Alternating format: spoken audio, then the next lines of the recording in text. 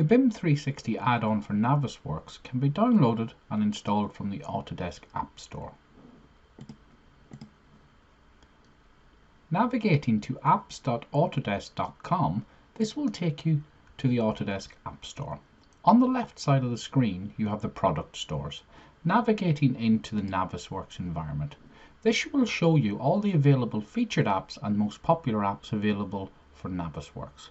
Under the most popular app section, you will see you have the BIM360 issue add-on.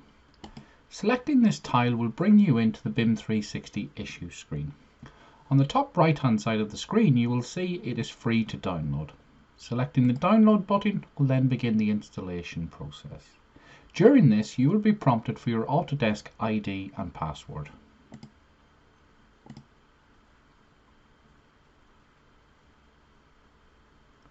Once signed in, you can then agree to the terms and conditions and the end user license agreement. Ticking both of these on, we can then select the I agree button. This will then begin the download process for the BIM360 Issues add-on. Once downloaded, you can then click the executable to install. Once the download has installed, you can then launch Navisworks.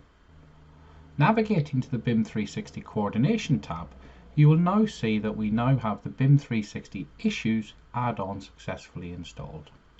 Selecting the Coordination Spaces button will now link us directly into BIM360. Here we can select our project, then jump into Project Files, and it will read the model coordination space that we have already predefined. Once inside the coordination space, we can then choose a list of the models to open, or click into the Views tab to open any predefined saved views from BIM360. In this instance, I'm going to jump back into the Models tab and open up the Architectural IFC direct from BIM360 within Navisworks. We have now successfully downloaded and installed the BIM360 Issues add-on for Navisworks.